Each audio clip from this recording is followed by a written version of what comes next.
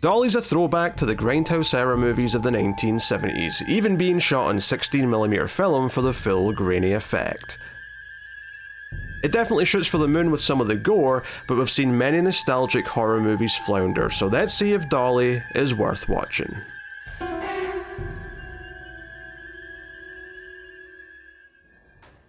Welcome everyone to Screams After Midnight. I am Peter, and joining me as always is Tim. Wow, change me. There's nothing like that in the movie. I get kind of what you're going for, but that never quite does happen. Anyway, this is a horror movie podcast. Movie. Oh no. Oh no.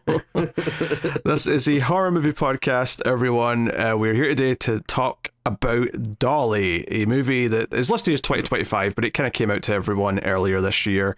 It's got a very Grindhouse aesthetic. It was shot in 16mm film, and I randomly got a trailer for this at the movies and was like, oh, what the hell is this? Because I hadn't heard of it before. So I get added to the to-do list. It's a bit more readily available now. We'll start spoiler-free as we always do. We'll give you a warning before we get into the spoilers, and if you're enjoying the show on YouTube, hit the like button. Helps out a bunch if you do, and of course you can support everything over at Patreon, but I'll tell you more about that at the end of the episode. So, were you particularly aware of Dolly, Tim? I mean, I didn't know much about it. I just knew that it was a thing that was coming out and people were talking about it. Kind of like you said, I remember some of the discussion being like, oh, it's a little throwbacky, grindhousey, and I think usually whenever anything has that kind of aesthetic, I feel like it's always compared to Texas Chainsaw. So I was hearing some stuff about that, but yeah, like I didn't really know too much about the quality or consensus. Like, I don't think I heard people like raving about it, saying, "Oh, you got to check it out," and that sort of thing. Yeah, I mean, I vaguely remembered from the trailer just kind of how it looked, and also that there was a killer of sorts wearing a porcelain doll mask. That was it. Like, that was the extent of what I could remember. Oh, and Seann William Scott's in it. Stifler is in Right. Dolly. So, but other than that, it just looked kind of interesting. I also did not know what the consensus was, if people liked it, hated it, or what. But it was next on the list. We dove in, and we'll see how we felt about it. But basic premise is that a couple go into the woods to kind of a scenic spot, mainly because the boyfriend's planning on proposing, and they get interrupted by this giant, strong woman wearing a porcelain doll mask. And she kind of, the girl of the two becomes captive. I say girl, she's like 36, but you know what I mean. The woman of the couple becomes kind of like a captive figure for I guess I'll call her Dolly. I never actually, like, if anything, that's definitely not her name, but it just makes it easier to call the killer Dolly for the sake of, because there's not a name for her otherwise. So yeah, we'll just call her Dolly. Sure. Even though it's more about the fact that she takes a human and has them be her Dolly. But again, for the sake of just having something to call her, we'll go with Dolly. Anyway, that's the basic premise of the film, and we'll go get into it. So Tim, what did you think of Dolly? It's interesting. I guess I'd probably say it's a little bit of a mixed bag. Like, I definitely didn't hate it. I wouldn't say I loved it though. It's almost like there's more things that like I admired about it than necessarily thought it like came together as like a really impressive, cohesive movie. Like, I do like that there are parts where it does get like pretty gnarly, and there are a few things like here and there that was expected. Overall, like, I like the idea of the story and the look of the character, and there's some stuff in the end where it gets like kind of trippy and weird, which I actually thought was pretty cool. Like, more than anything, that kind of felt like a throwback to like 70s kind of grindhouse movies, where just like out of nowhere there'd be like some like weird little thing thrown in that maybe doesn't make sense, but it's like, oh, it's just kind of cool and trippy. But yeah, there's also like a lot of stuff that I don't know, I found like some things weirdly confusing. Like, I don't know, when we're talking more in spoilers, like I have questions about like, wait, like exactly what is the relation between like this person and that person, exactly what is this person trying to do, whatever. Again, it's kind of hard to talk without maybe getting too hard into spoilery stuff.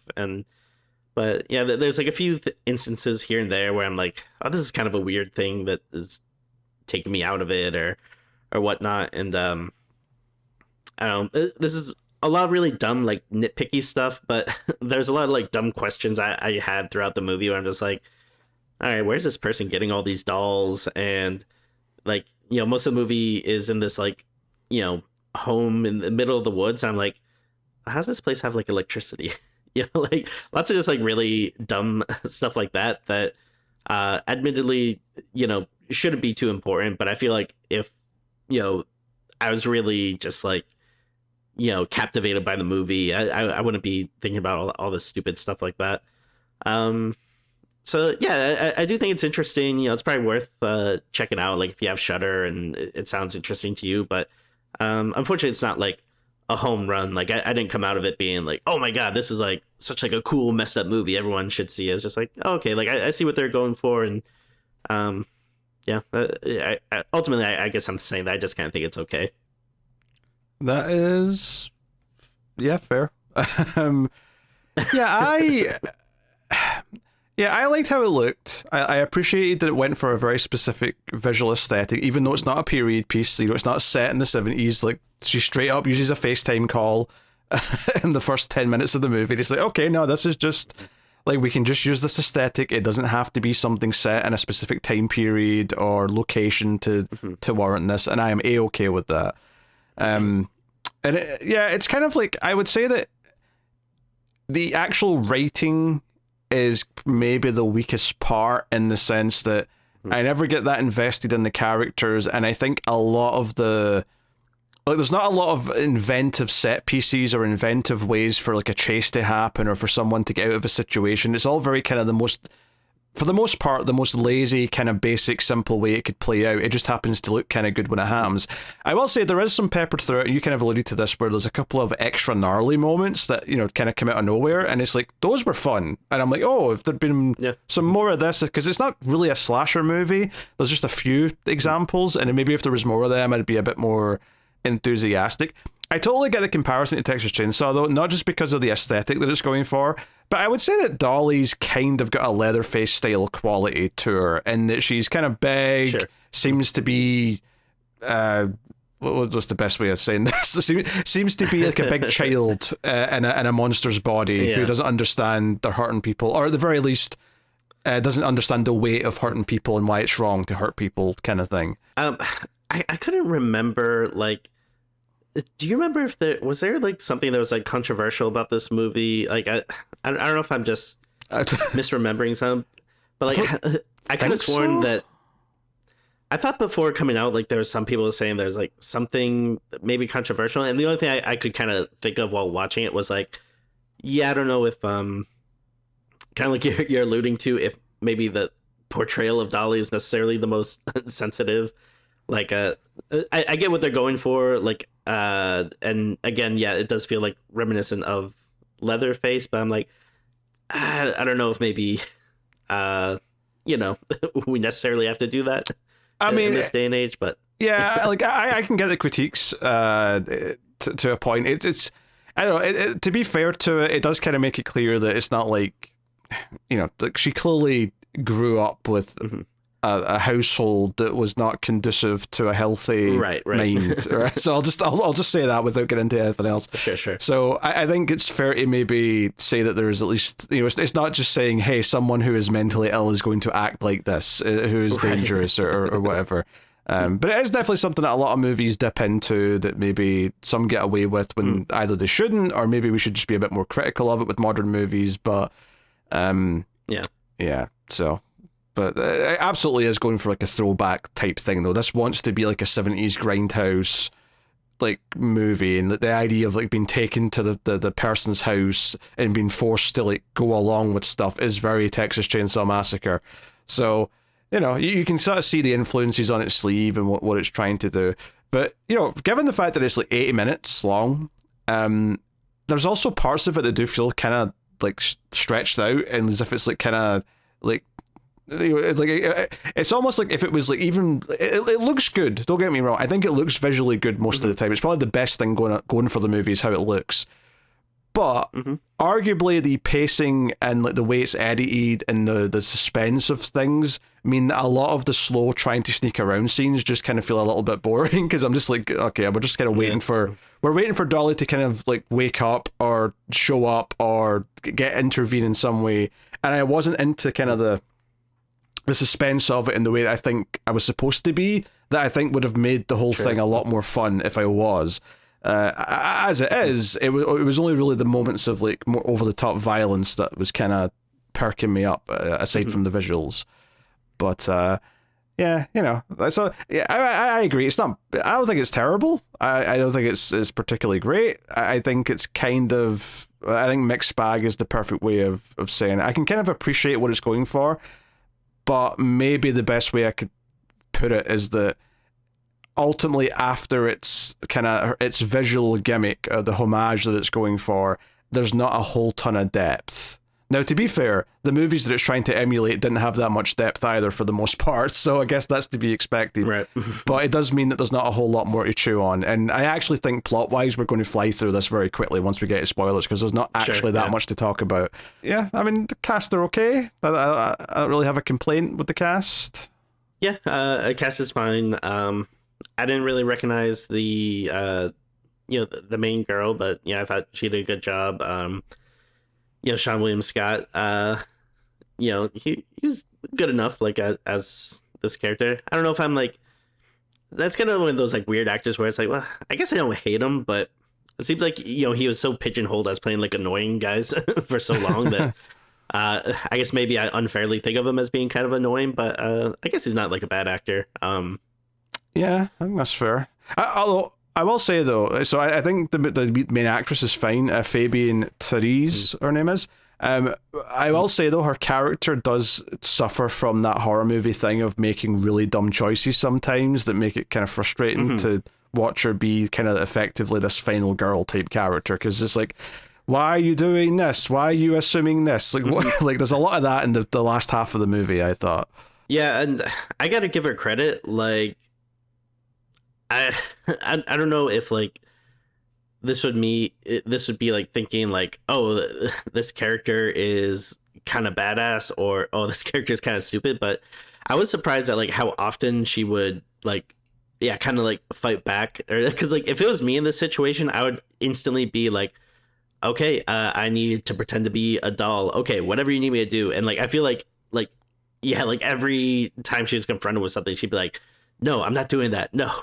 And I'm like, on the one hand, I guess good for you for not giving in. But on the other hand, like, are you crazy? Like, you see what this person can do. Like, just play along until you can get a moment to, like escape or find a weapon or something. Yeah. I mean, yeah, but I can say a lot of stupid decisions as well, which, did start to rub me the wrong way at a certain point. We should also mention that playing Dolly, which to be fair, I've just looked actually, the character is credited as Dolly on IMDb, so maybe I'm not crazy for just calling her Dolly. But playing Dolly is Max the Impaler.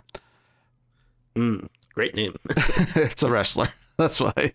Okay. Who goes by they, them, but they're big. They're a big person, cool. So they fit the bill perfectly to play Dolly.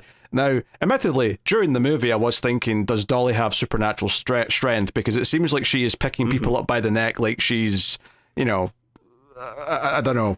Pick your pick your supernatural monster, but again, not unnatural for the genre, right? Like lots of slasher villains or stuff like that have supernatural strength, but yeah, I don't think you might think about that too much. You're just meant to enjoy the carnage and the crazy of it all. So right, and it's kind of disgusting at times as well. There was a few moments where I had to kind of wince and like maybe look away a little bit because I'm like, oh, that's gross.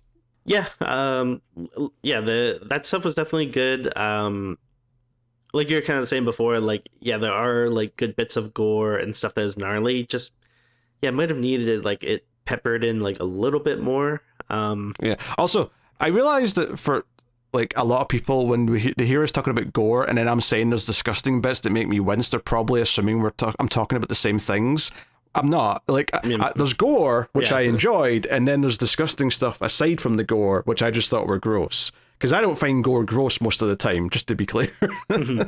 Yeah, no, for sure. Yeah, I mean, I think we're thinking of the same part, but yeah, there's one part that I was like, oh, I would not want to do that.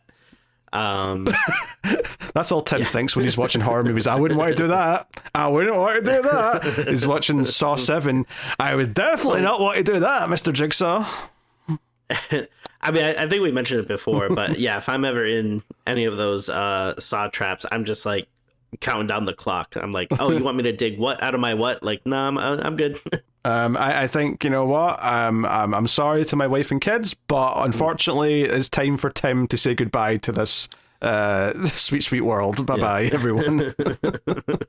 So I will say I do think Dolly has like a pretty cool look. Like, you know, it's like she has that like porcelain doll mask that, you know, is like pretty creepy, and I think like I don't know if they are.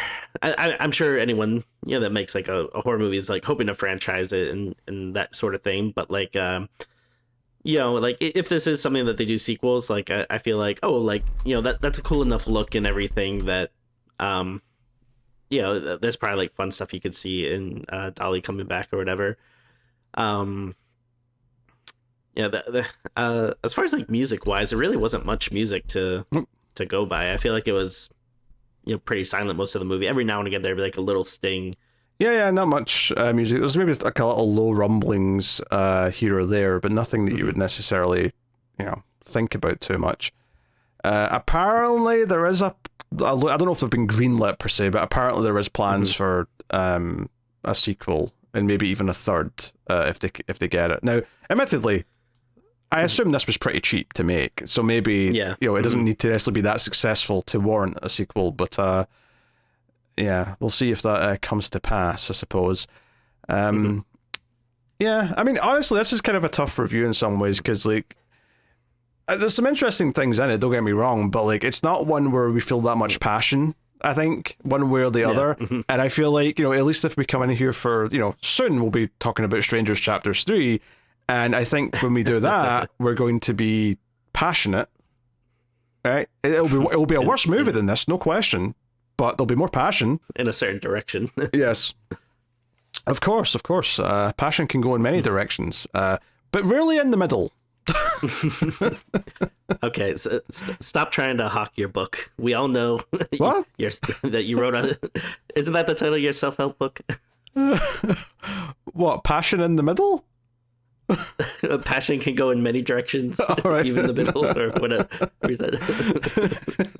The point I was making is that you know, I don't think we have a lot of passionate things to say about this in particular, so sure. we probably find ourselves making silly jokes about passion and whatever else may spring to mind. But yeah, so I mean, I think there's not much more we can really say, to be honest, before we get to spoilers. But you know, I didn't like, honestly, if you want like something with the old school feel to it, it's worth throwing on, maybe even as a second screen thing, to be honest. But I certainly, you know, it's not like a good plot or a super memorable characters or anything like that, and it definitely has some frustrating elements. But there's enough things to like and appreciate that they went for something. But obviously, when it comes to kind of like a throwback to this previous era, something like in a violent nature is far more successful and captivating throughout, you know? Yeah. Whereas this kind of felt like, oh, you like movies like this, you made one, and it's, you know, it's a decent imitation, but it's still just an imitation. Yeah, like I'm not angry about it, and like I kind of saying earlier, like I weirdly admire it more than I guess I enjoy it. Like, yeah, again, I can see what they're going through, like, for, and I'm like, okay, like, it's cool that, you know, like, oh, this was a cool idea, and like, oh, that was a fun little thing you did there, but yeah, ultimately it doesn't necessarily add up to, yeah, something I was like completely wowed by. But yeah, I think it's perfectly watchable. It's on Shudder, so you know, if you have it, I think that's a, you know, fine one to put on. But Yeah. Yeah, and you know, when we say it's watchable if you like this type of horror movie. Obviously, if you look at the trailer for this and you think it looks like shit, then yeah, you're going to hate it. So we're not trying to convince you of anything here.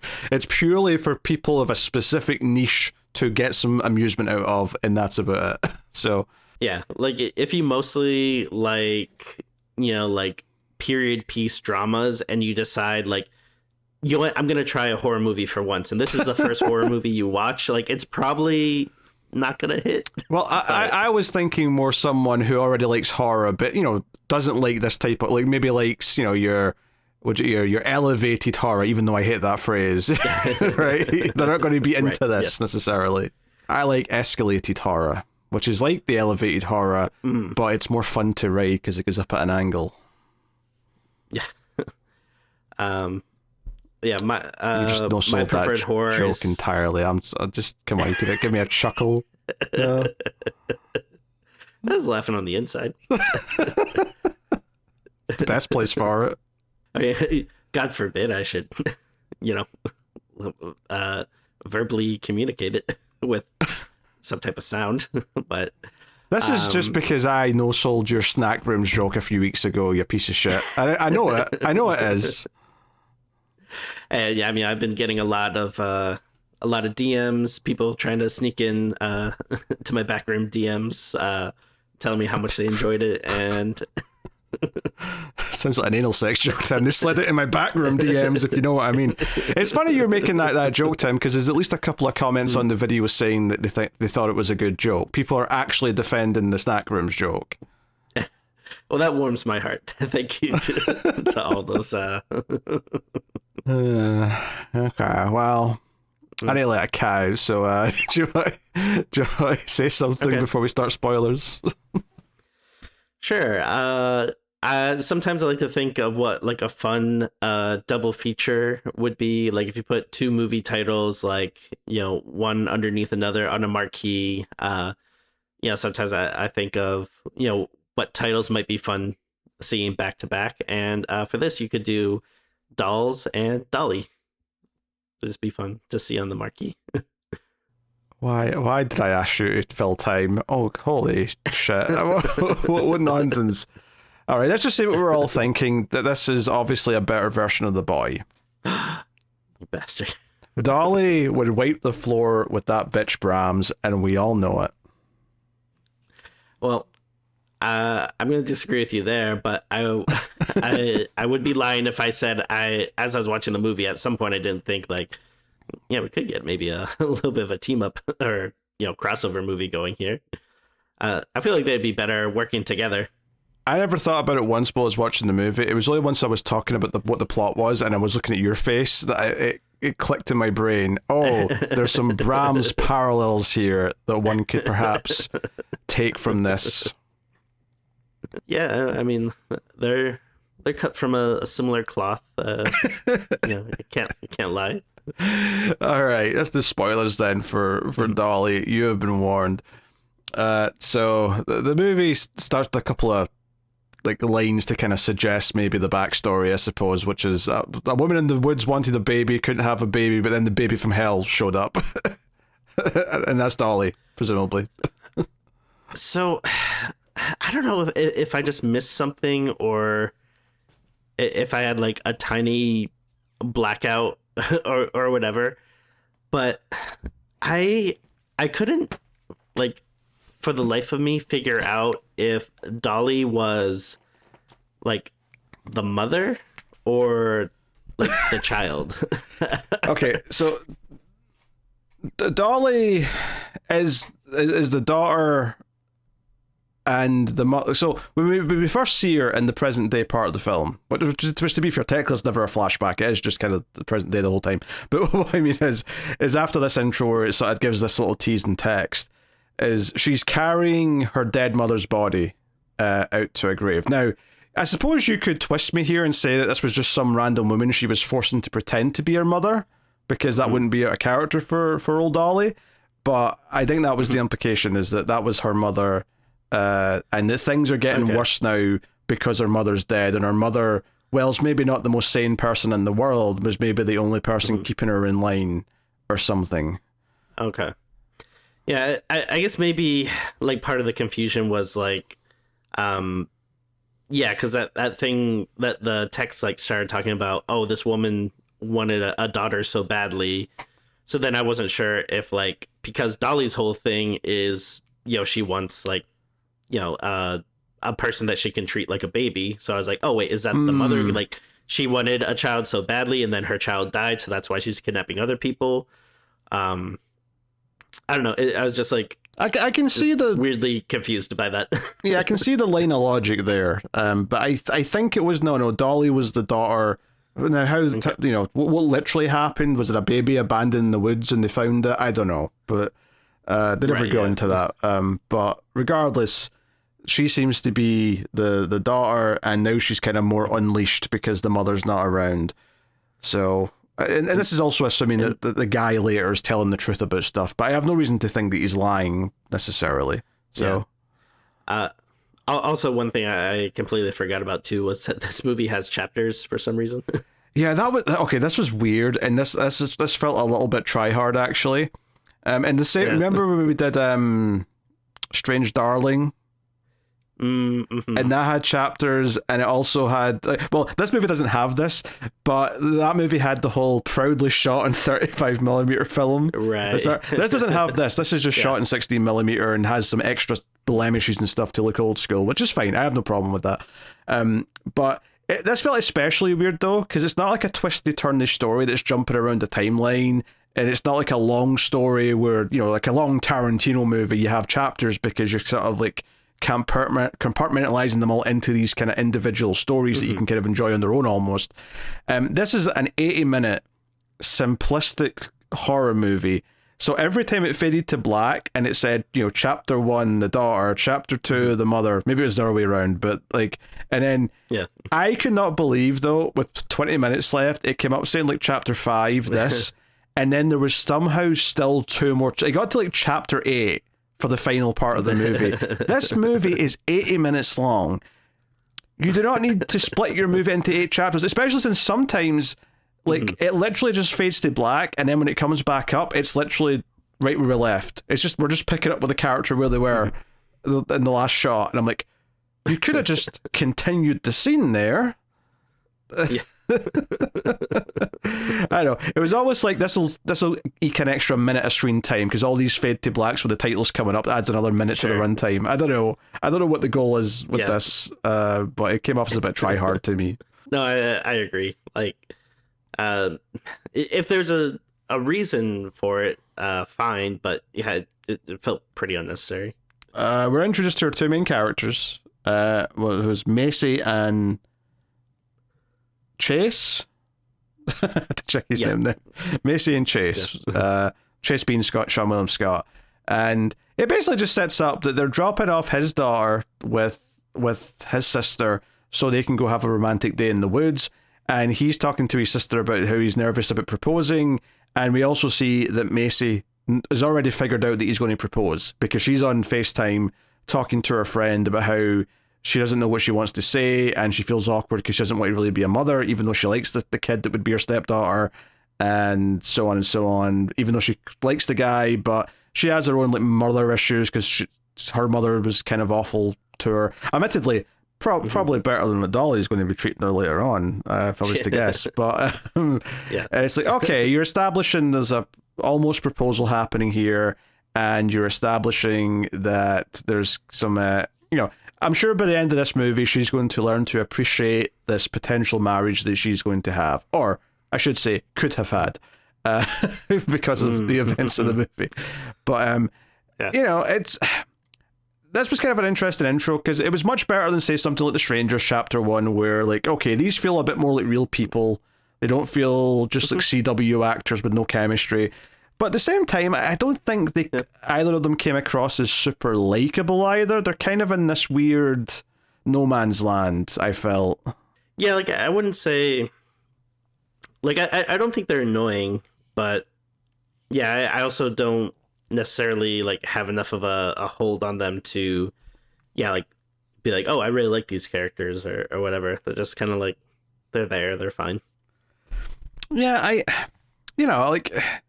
I'm not sure like what I would have liked more than. It's not like I want them to be like wisecracking or anything like that, but you know, there's an art. There's an art to making you like your characters, and not every good horror movie necessarily has likable characters. There's some of them. You know, do you really like any of the characters in Texas Chainsaw Massacre? I mean, probably not. I mean, hell, Franklin's actually one of the most despisable pieces of shit ever. So, you know, it is what it is.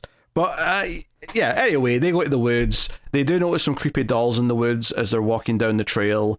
And they're like, they theorize why this is here. And to be fair, I thought his answer of maybe it's some like art project that someone's doing for college or something. And I'm like, honestly, that's unless you're going to jump to there's some creepy serial killer in the woods, it's actually not a bad reason why there's a bunch of dolls hanging around some trees. Yeah. So it's like, okay, for sure. Whatever, I can roll with that.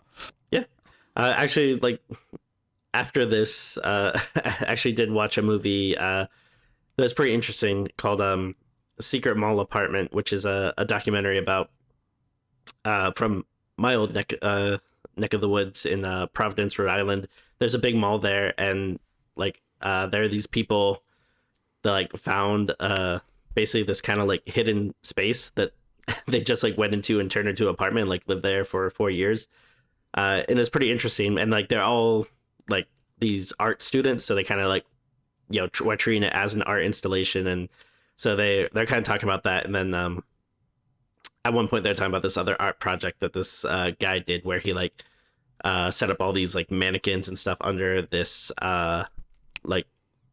train track that like you couldn't really like it was kind of like hidden, and like you just kind of had to like stumble upon it. But it's funny because it kind of reminded me of that, because that's like something where it's kind of a cool art project, but if I did not know about it, just like randomly stumbled upon it, I'd be like, oh, this is like the creepiest thing in the world. Like just seeing all these like displayed mannequins like in this weird like underground area. So yeah, that is actually a surprisingly like reasonable thing to assume. I mean, again, I know we're just kind of going for like creepy aesthetic, so I shouldn't be thinking about it too much. But part of me like did kept going like, okay, there's like hundreds and hundreds of dolls. Like, where the hell are these coming from? Like, you can't tell me Dolly is going into the, you know, city to go to, you know, KB Toys or whatever and buy like a bunch of dolls or something. I assume that when she was younger, her parents went and got her all these dolls. I mean, I guess, but there's so many. Like, I don't know. It just felt like so much. Well, I mean, she doesn't like any quarters. Yeah, she doesn't like anything else though, Tim. Imagine if every penny you spent on video games and movies and comic books and regular books. Imagine if every interest you had all went into the one interest. How many of those things would you have? My children's college fund.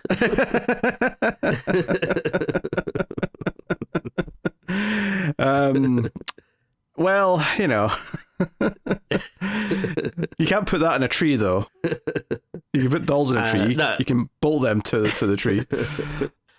No, that is a fair point. But also, I mean, when I'm going out and buying this stuff, I'm not like this crazy person in a mask, like going. Well, yeah, but that's what I'm saying. I'm saying Dolly's not the one who went to the store. I'm saying that Mummy went to the store to get her sweet baby girl the dolls that she likes, and it's like they're saving for Dolly's college. Tim, I'm sorry. You want a big hulking Dolly? You're going to psychology 101, taking notes. I mean, that would be an interesting idea for a sequel. Dolly goes to college. Why you turn it into the Ernest franchise? Dolly rides again. Yeah. Dolly goes to prison. Slam dunk Dolly. I mean, honestly, that I would be intrigued by that if that was the direction they wanted to go in. Mm-hmm. So I mean, again, this is gonna be a dumb nitpick, but like another thing that kind of irked me is, so they walk past all these dolls and they get to this like little clearing, which has like a really nice view. It's like a cliff face, yeah. They get to like the edge, and it's like a nice big vista to look at, yeah. Yeah, and I would say this all looked really nice, and I think they did some like I don't know, I'm guessing like drone shots or something like from the sky. That I thought like all that stuff like looked really pretty. So there's good like cinematography there. But this kind of drove me crazy. Is like Dolly has this little like like plastic toy radio or whatever that I think I've got the exact same complaint where you're going with this. Yeah. So yeah, she plays this little radio that's just like a little tune, and like wherever she is, because she's like burying her mother, and there's all these other dolls around, and she plays this little radio, and our characters hear the radio, right? He's getting ready to propose, and he hears the little the chimes, and it's almost like an excuse to chicken out because he's nervous, and he's like, I'm going to go check that. I'm going to go check what that noise is. And I'm like, why? It's not like someone sounds like they're in trouble. It's a tune, like. But he goes to check it. Yeah, I mean that I thought was annoying, but then also just like the music's not very loud, and it seems like he walks pretty far. I'm like, there's no way he would hear that. And then even if you set that aside and say like, okay, I believe that they would hear that soft music from that far away or whatever. Yeah, the problem is what happens next. Yeah, so Chase confronts Dolly, and which I mean, again, like, good on him, I guess, for making sure everything's okay. But if I saw that person in the woods, I would have like hightailed it, so fast. But yeah, like, he taps her on the shoulder or whatever. She turns around, she has this mask, he gets freaked out, and then like, he's still kind of like, hey, is everything okay? And then she grabs him, by like the throat, and that's when we kind of like, start to see her strength and stuff. But like, they have this little bit of a tussle, and like, he at one point he's like screaming and stuff, and I'm guessing this is a part two that like irked you, where it's like, okay, so how did they hear that soft music from over where they were, but then she doesn't hear this fight happening? Yeah. Werewolf. Yeah, she shovels him in the leg. She stabs him in the shin with a shovel, and it doesn't necessarily break it off, but like it gets in deep, and he screams, and it's like, so you heard the little music box, but him screaming in like blinding pain wasn't enough for her to hear over where she was standing. Yeah, that's a bit weird. Yeah. I mean, it's not even, because obviously the music box saying like, okay, would you really hear that from that distance? I'm willing to roll with it and say, well, they're sort of telling me it is, that's fine. But in the movie's own logic, they're saying that you can hear this from that distance, but not this clearly much louder noise. Yeah, it's just like, I don't know. I hate to like nitpick these logic things, but it is like, I can't help but think about when I'm watching the movie, like, wait, why? Like, how is that possible? Yeah. He also gets picked up off his feet. Like, she holds him up by the neck with one hand. So super strong. We see that. And after his legs hurt, she comes over with the shovel, puts it in his mouth, and just kind of like wedges down so that the bottom, like his jaw just sort of like extends and is like sort of half dangling off. And honestly, I thought, like, oh, he's basically dead then, right? That's a kill. Yeah. I was so shocked, like 20 minutes later, when it cut back to him and he started moving and his jaw's just dangling at that for like the rest of the movie. And I'm like, are we really going to still have him as a character when his jaw's hanging off like that? Because like, there's a couple of shots from the front where there's clearly some CG that looks a bit iffy, but a lot of the stuff from the side in the dark did look quite good because they were kind of hiding it, and it was just this sort of vague shape of it dangling down. I do question how much he would be able to speak, because he still speaks later, and I'm like, I don't know if you would be able to with your jaw hanging off like that, but fair enough. Yeah, I mean, honestly, this is probably my favorite part of the movie. Like, it was unexpected, it was like darkly funny, but maybe a little bit dodgy CGI stuff, but like for the most part, it looked pretty good. And I thought like, oh, this is a pretty like cool, interesting thing. I feel like I haven't seen in other movies where I like, definitely they do things where a character you thought was dead comes back, but usually not in like such a grisly, gnarly fashion. And like, I love that. Like, I kept thinking like, oh, okay, so I guess he's gonna like save the day, right? And it's like, no, not really. Like, he's useless. No, he exists long enough so that she can have a heartfelt goodbye with him before Dolly just grabs what's left of his jaw and rips it off with her hand. And I'm like, okay, now he's dead. All right. Yeah. Although I would have laughed though if they cut back to him again later and he's just walking around with no jaw. still kind of stumbling and trying to like save the day. Part of me thought they might go there, which I probably would have had to give it up for them. Like that's like commitment to the bit. Well, that was the thing. I thought it was unrealistic that he even came back the first time with his jaw dangling off, but I wasn't mad because I'm like, I appreciate the balls on doing this. Right, yeah.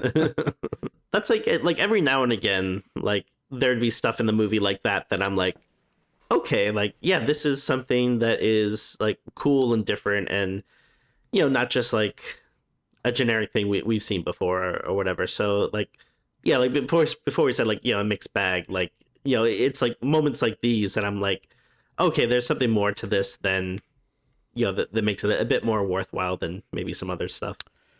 Yeah, so after a little bit of time, obviously Macy's like, where the hell is my potential fiancé? And she goes stumbling around. She does go looking in his bag at one point and finds the engagement ring, which is not a surprise. She knows it was coming, but she's like, oh, okay, there it is. And she grabs like a little knife and stuff. But she goes looking for him and runs into Dolly and stabs Dolly in the leg or whatever, but ultimately does not get away and is grabbed. But Dolly does not want to kill her, you see, because Dolly wants to have her be her Dolly. And once she gets knocked out, takes her back to the house where she wakes up dressed in like a little white kind of doll dress. And from here, I mean, this is basically what the premise of the rest of the movie is. It's like, oh, we're in the house and she's going to want to try and make me do things. And there's a voice coming through the wall saying, hey, play along until you get a chance to get her key so we can get out. And, you know, then there's just like a period of set pieces of like all the different things she, you know, her trying to escape, stuff Dolly does to her as punishment or as part of the whole doll act. But that's basically when we get into the rest of the movie. Yeah. Yeah, I just want to say, just because I thought it was a nice little detail later, like she stabs him, it's just like a small kind of like pocket knife or something, but she stabs him kind of like, stabs her like you know, in like the side of the stomach. And then I just thought it was nice because she doesn't take it out right away, and it's not until like later on when they're at the kitchen table or whatever, like I forgot about it, but it's still there. So then like she takes it off and then she just starts like squirting blood like a water balloon. Like I thought that was kind of funny. Yeah, I mean, the kitchen table stuff is because before that there's a little bit of hitting her when she tries to escape and stuff, but it's the kitchen table stuff where it really gets into the meat of it, which is, oh hey, you're going to sit down and I'm going to feed you something. And of course she doesn't want to eat it, it looks disgusting, and she like pours it on the table and tries to force her face down on it at one point. She also takes it like a baby bottle and tries to make her have that. And of course Macy's like, no, I'm not doing that. And she forces that into her mouth and makes her drink that. This was the stuff that I was talking about when I was saying it's disgusting. This is like being forced to eat stuff that's disgusting is like, if you want to get in my nerves, this is how you do it. Because I was like, Well, like there's, sorry. I mean, like there's certain things where it's like, okay, if you're forcing her to eat like a certain type of food that like, you know, and it's like, I don't really like that kind of thing. It's like, might be unpleasant, but like, you know, it's still food or whatever. Like this stuff is just, I don't know what it was, but it just looks so gross. Like it definitely wasn't food. It didn't even look like baby food or something. Like if it was just like, you know, applesauce kind of baby food, it'd be like whatever. But yeah, this stuff was just absolutely disgusting. And then she goes and gets the milk bottle from the fridge, and I kind of thought like, okay, well at least like milk's not that bad. Like, and then she's putting up such a fight. I was like, is it like, why not just drink the milk? Like, who cares? And then she like spits up the milk and it's like, oh, like green and yellow. I was like, okay, I guess that's not milk in there, or it's really, really bad milk. Yeah, it's actually after she spits it out where she tries to force her head down to lick up what she's already just thrown up, and it's like, oh, what are you doing? And then the piece de resistance of the scene is Dolly decides to breastfeed her and pulls out pulls out her boob and shoves her nipple in her face, and of course Macy, being a fighter, decides to bite it off, and we get that playing out, and that gives her like a minute to like try and run, and it doesn't get very far, of course. Eventually Dolly grabs her by the ear and rips her ear half off, but then that's when Macy finally starts like acting like a doll and calling her mummy and stuff like that, and she sits in her lap kind of defeated, and Dolly stitches her ear back up, which all I could think during that was like, That's not sanitized. You've not put alcohol on that or anything like that. You're just, that's a dirty needle and thread. You're just shoving in her ear, and she's pretending to be caressed by you. So like, had its moments up and down throughout that section, I thought. Sure, yeah, like there was like some exciting stuff. Again, this is like probably like an annoying, like, common complaint to make, but I feel like this happens several times throughout the movie where she clearly has a very good time to like inflict some damage on her, and instead she's like runs away, like, because after she bites her nipple off, obviously that's very painful, and then like she falls on the floor, and I'm just like, oh, there's like a number of things you could just grab in this kitchen and just like start beating her, and instead it's just like, oh, I gotta run back upstairs, even though I know it's like locked or whatever. Because it all ends up revolving around getting to this key that's in the basement that then like well, it's actually mainly for unlocking the guy in the next room, because he's like trying to help her, but the main problem is there's a big sort of like lock/bar in the door, like the one exit's in the back, and we have to get through there. Because when she wakes up in the morning and Dolly's clearly asleep, they try and do the whole, oh, I have to quietly get off and like try and get away and get the key from around her neck. And it's all like very much try to be quiet, and then Dolly will move a little bit and you'll think she's awake, but because you can't see her eyes, you're never really sure. But it's like, oh no, she's just hunching over in her sleep, or she's just moving around a little bit in her sleep. Yeah. There's a lot of that. And this stuff is like fine in theory, but this is where I was like, you know what? This could be way more effective, and I'm not sure why it isn't, beyond just, I don't know. Well, I think a lot of this stuff is just like way too simplistic. Like when she first wakes up in the room, she hears the voice on the other side of the wall, and the guy's like, you have to be careful, you have to play her game, like you can't make too much noise and blah blah blah. And I thought we were gonna like get some type of setup for like, oh, like there's gonna be this game with rules we're gonna have to follow, and we're gonna have to try to find ways to subvert them. But it's never like that. Like the game is just, oh, I'm gonna pretend you're a doll, and like there's nothing more to it. It's just like, oh no, you have to be a doll, and if you're not, I'm gonna like hit you or something. And then same when she's like, all right, I have to get the key, and the guy's like, oh yeah, it's in the basement.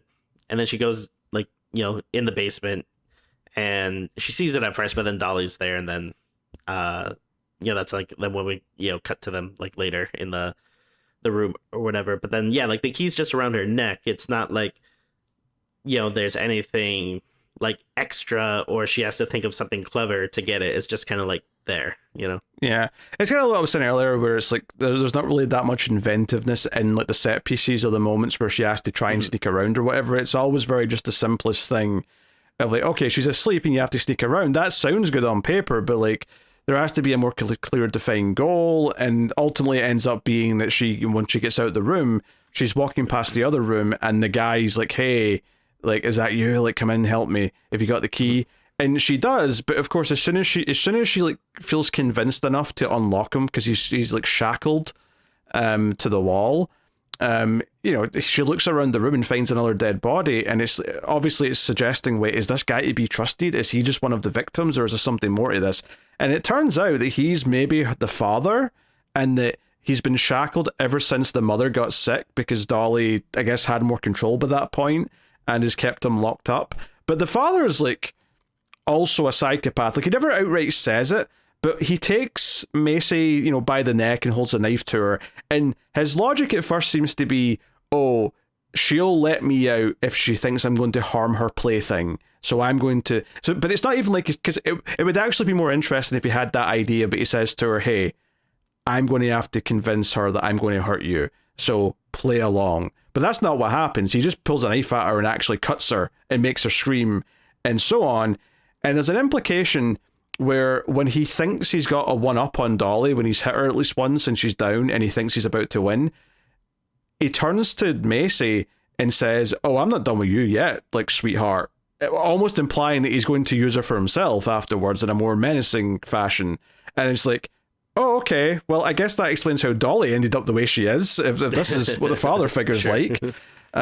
But I found this section to be particularly frustrating, because like the idea of another villain in the house just wasn't that interesting to me at that point. I was just kind of like, okay, I guess this is how we do another, 5-10 minutes of story.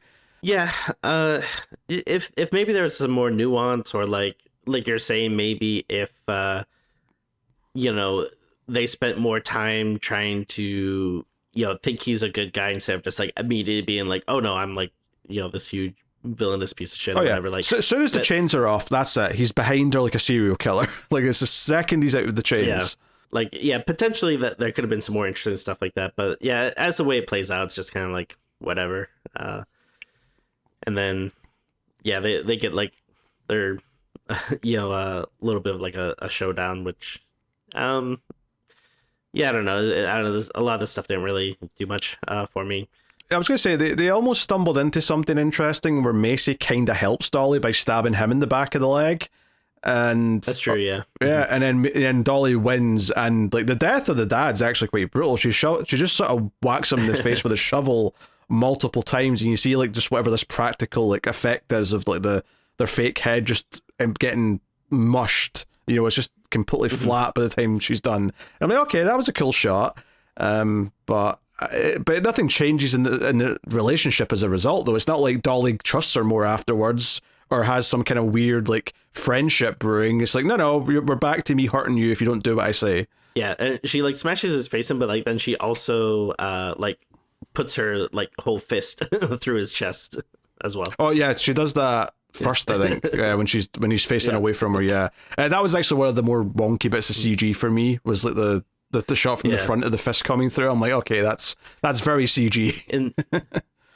In theory, I guess like could be kind of a cool scene, but yeah, the CG is like a little bit. Well, it's why the shovel to the head was more satisfying afterwards, because that was clearly a practical effect of some like paper mache head getting whacked in over and over again. Yeah, and I don't think I didn't really recognize him at first, because I feel like he looks different than other things I've seen him in. But in the credits, I noticed that the dad was played by Ethan Suplee, who I know from like, he was on like Boy Meets World for a little bit, and he was in like some like random movies here and there. And then but he's also on My Name Is Earl, so it's kind of like the brother, like a huge actor. Yeah. Okay. Yeah. He's got long hair in this. I never recognized him. I think he's like used to be kind of like a bigger actor, and I think now he's like one of those like very muscly kind of guys. So yeah, like very different look. But I was like, oh, that's like an interesting get. Like again, not like a huge star, but like it's like, oh, that is like a recognizable, like a person who's been in things and stuff. Yeah. So once again, it just sort of returns to like, okay, we're dragging, Dolly's dragging Macy upstairs to the room, and she's pissed that she's fought back again, so she smashes the crib up, and she's clearly upset. And like Macy tries to kind of like walk out here, they sneak out, and Dolly just grabs her again. And part of me was like, I get why you still want to escape, don't get me wrong, but I feel like at this point you thought this was your opportunity, just when she's distracted for a second by being upset. But this is where Seann William Scott outside has kind of stumbled all his way to the house, and he sort of yells out a bit of a grunt, and basically Macy hears that and is like, oh, F this, I'm just going to dive out the window. And this is where we get that weird thing you were sort of alluding to earlier, which is that you get this kind of weird artistic shot of her diving into like a sort of like a red like lava lamp backdrop, effectively. It's actually like it's kind of strange and out of nowhere, but I think it is like really effective. And yeah, again, it's gonna give me like this dreamy, moody 70s vibe. So I was like, oh, like, cool on them for, I guess, trying to, like just insert this weird thing here. Yeah, it says chapter like 6 reunion. I'm like, okay. So this is one of the frustrating moments where like she reunites with him, sees how bad his jaw is, and she's like, oh God, I love you, and I found the ring, blah blah blah.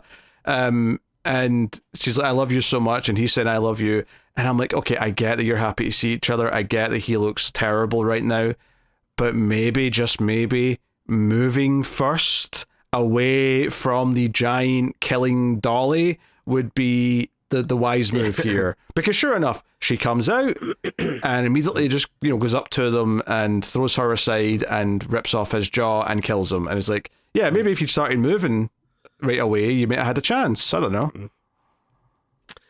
Yeah, I mean, I know it'd be very hard to do to a loved one, but clearly he's not going to be able to move, especially at like a pace where they can escape. So I'd probably just be like, like try like hide, play dead or something. I'm gonna go like get help. Like it seems like the most logical like move. But afterwards she gives chase. It gets a little bit trippy here with like some of the camera angles of her like kind of freaking out in the forest, being surrounded by dolls, and it's kind of all intense. And she's like, "Oh, what direction am I going in?" Yeah, kind of thing. Yeah, this was another thing that I thought like, oh, this is like just a kind of a cool direction it's taking. Like, I'm not really sure how they do this or how you describe it, but it's almost kind of like it feels like the camera's maybe like a little bit behind her, and it's like it kind of feels like she's almost like static, but then like everything in front of her is kind of moving. Oh no, I can tell you what this is. This is I mean, obviously it can either be from behind or from the front, but normally it's from the front, and it's called chest cam. Basically, the camera's strapped to the actor, so that they are perfectly moving with the camera, but the backgrounds look very shaky. So you get this effect. Yeah. So yeah, you see it in stuff every so often. Yeah, it's cool. Yeah, just like a nice little flourish to throw in here. Yeah, because she's covered in blood now. Her hair's all a mess, and there's all these dolls in the trees around her. So yeah, it's very hectic. Yeah. There's one cool little bit where she kind of falls in a pit where I guess this would be where her like mother's body was like from the beginning of the movie. Yes. And there's like a cool little scene where she kind of like looks up like real quick, and there's just like one doll, and it's like eyes moves, and it's like, oh, I don't know if that's like a little supernatural thing or if it's just maybe it's a doll just has moving eyes, but it's like I thought it's cool. Yeah.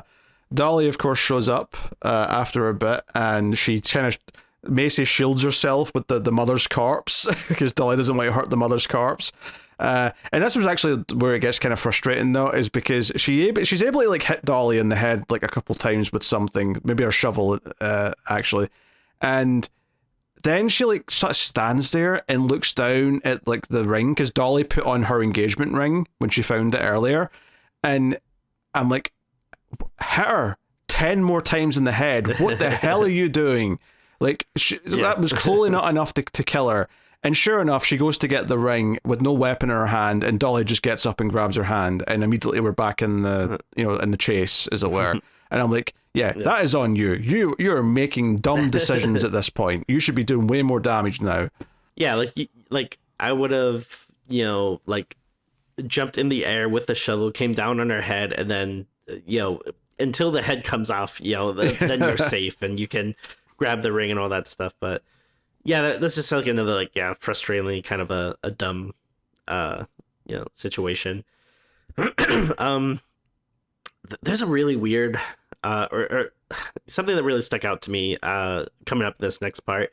So she is running away, and she runs into this forest ranger.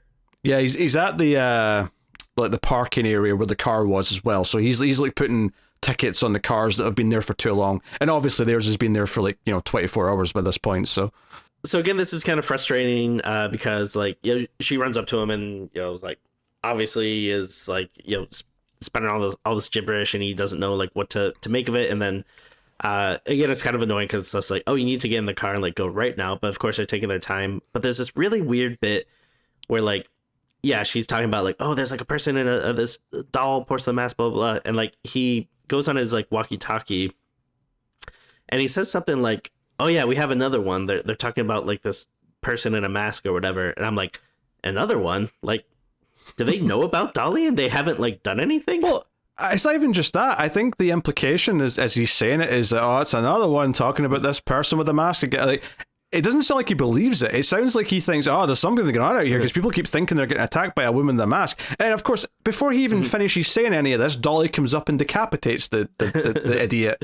So it's you guys did not look hard enough for this person in a mask that apparently has been kidnapping people.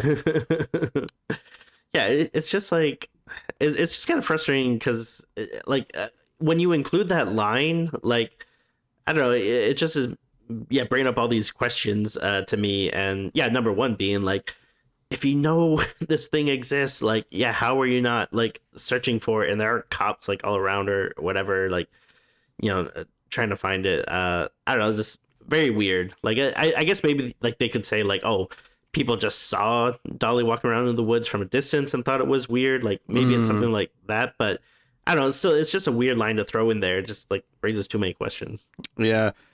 So she's in the Ranger's car, but he gets killed on the outside, so the keys aren't in, so she can't drive away. So there's a whole bit here where Dolly's looking in through the window, makes some kind of like funny faces at her. It is worth mentioning by this point that the mask has been smashed a little bit, and you can sometimes see into kind of what her face looks like. And it looks burned. It looks like it's all charred and kind of, cracking and stuff like that. But you only get a little glimpse of it here or there. But, she starts smashing the windows and try to get into the car. And then ultimately, again, like this is what I was talking about earlier again, with just like, sometimes it's just not doing anything that interesting for how the end of the conflict plays out, because Dolly's just reaching in the window and effectively Macy just kind of kicks her in the head a bunch of times, and that kind of eventually works and like knocks her down.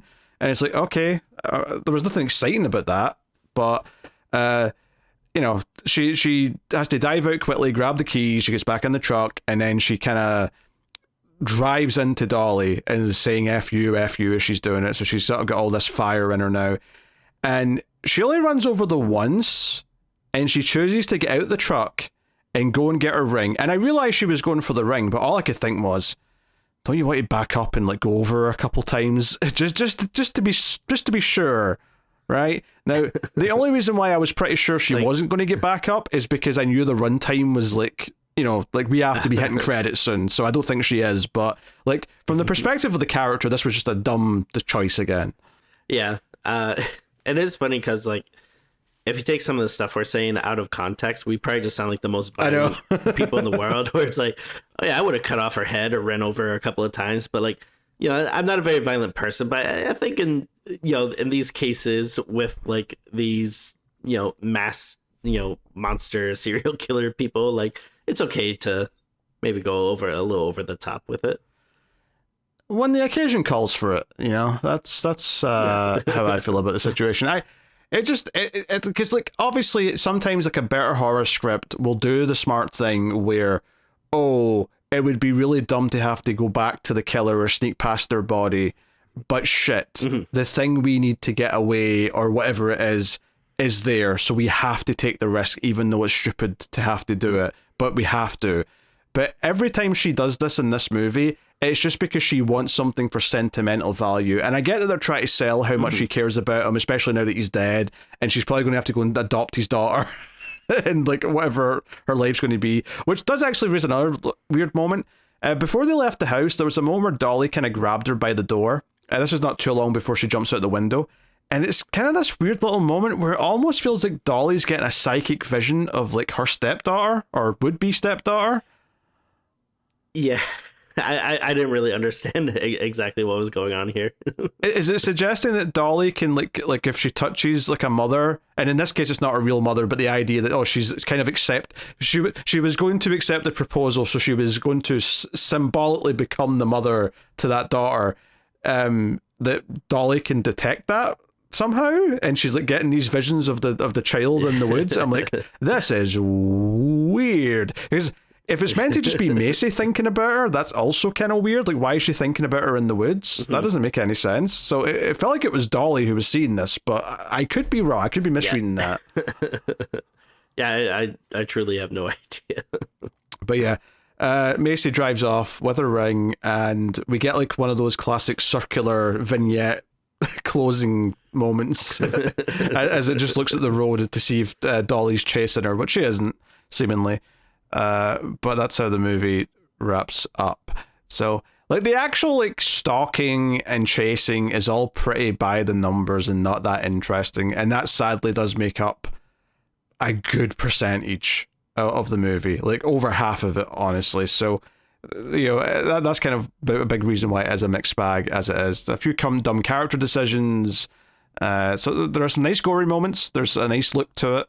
Those are the positives, but that's what it is.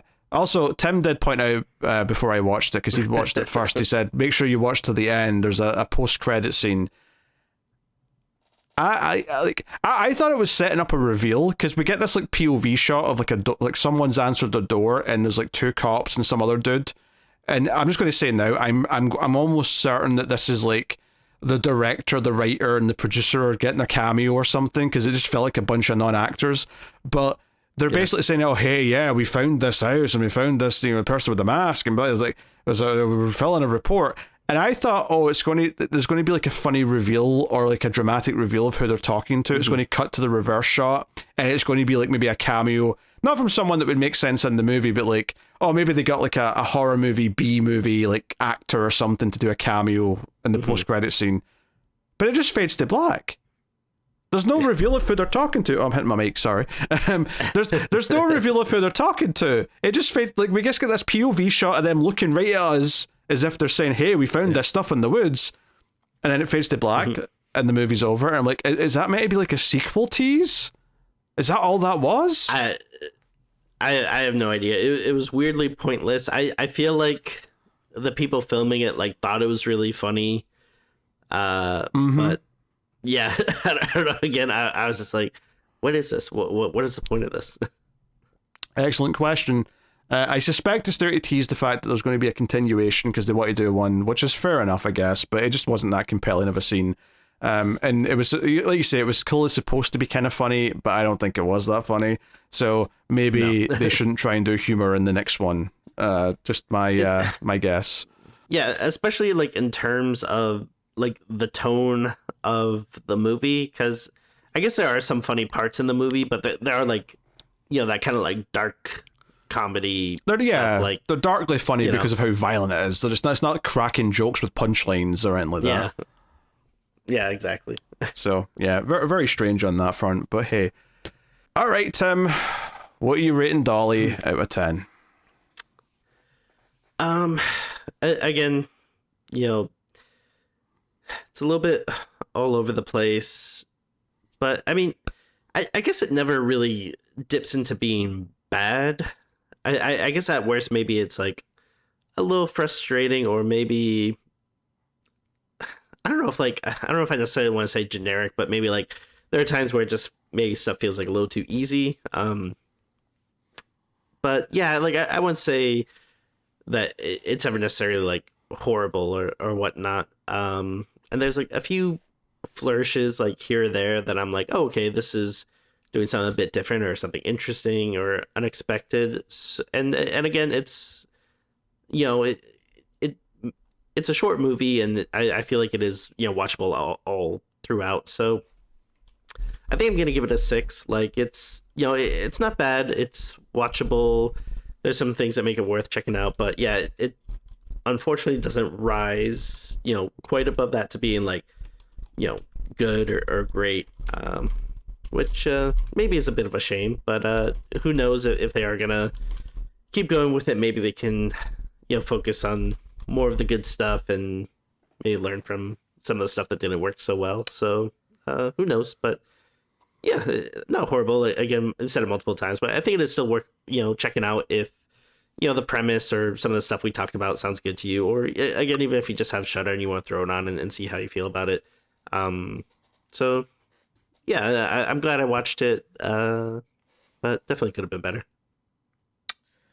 Yeah, I'm not too far off. I think I'm going to go with a 5.5. I don't think I'd quite call it a 6, because I think it is just kind of middling and mixed bag enough that I don't want to go into like decent territory. I'll say it's more just above that middle mark, but it's definitely got its frustrating elements. It's definitely kind of hollow and never quite rises to anything special, even though it's got a couple of cool elements that they're clearly putting a lot of effort into. I would love to believe that this was like them walking so they could run with a sequel, and like maybe a sequel could just be better on every level. That would be the ideal story here, is that, okay, this stumbled a little bit, but there's enough interesting ingredients that the second one, maybe with the police hunting Dolly or something, could be a lot more fun. Yeah. More people to kill. Maybe Dolly goes in on a run through the town or whatever. Like, there could be more interesting stuff than just that I want to keep you as my doll, which well, I get it's weird saying this because it's kind of the main part of the movie. It's the least interesting part of the movie. So, yeah. So hopefully they go for it. I think that is like an interesting like motive for like a slasher, because it's not something that you see like every day, but yeah, it just weirdly feels like they didn't go that far with it. So there you go. That is Dolly. Keeping up to date on as many 2026 movies as we can. On that note, next week on the show, we are just going to get it out the way. We're going to do Strangers Chapter 3. Let's just be done with it, because we've been miserable every time we've done one of these. So let's just get it out of the way and done, and we can move on to hopefully better things. So close the book and it's done.